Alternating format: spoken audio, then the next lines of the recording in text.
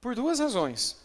Ou porque aquilo não foi tratado corretamente e a pessoa permanece doente, que pensando na depressão como uma doença, né? Então, por exemplo, imagina essa alteração hormonal que acontece no corpo da mulher no momento do parto. Acontece uma explosão de hormônios no momento do nascimento da criança. E quando essa alteração hormonal, essa explosão hormonal que acontece no momento do parto, sai dos limites normais e controláveis, acontece uma alteração que muitas vezes é chamada de depressão pós-parto, na qual a mãe que amou, esperou aquela criança por 9 meses é capaz de estrangular e matar a própria filha, o próprio filho.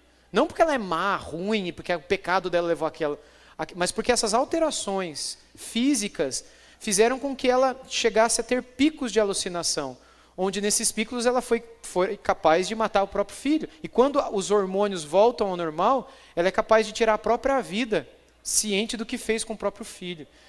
Essas alterações, quando não bem tratadas, elas podem voltar.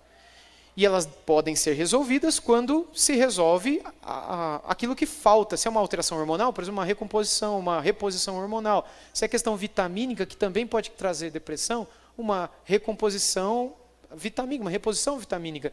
Se é alguma questão, uma disfunção neuroquímica cerebral, que também pode ocasionar, quando isso também é corrigido por medicamentos que auxiliam nas sinapses, etc. É físico isso.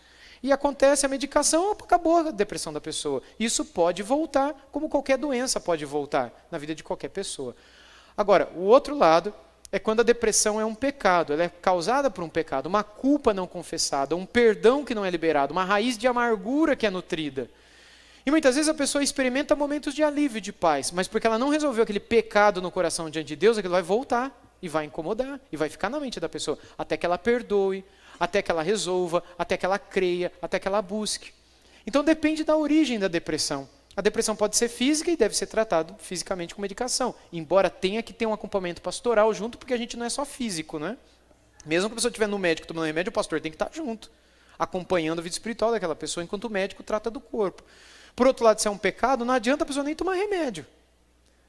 Agora, pode ser que durante um tempo a pessoa precise tomar, até para que ela possa ter capacidade mental de entender o que o pastor vai aconselhar, o que a irmã vai aconselhar, o irmão vai aconselhar.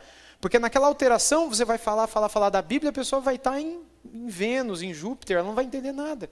Isso pode voltar, se volta ao pecado, se o pecado não é conversado, se a culpa não é resolvida, ou se a alteração hormonal, física, vitamínica, neuroquímica, etc., volta a acontecer.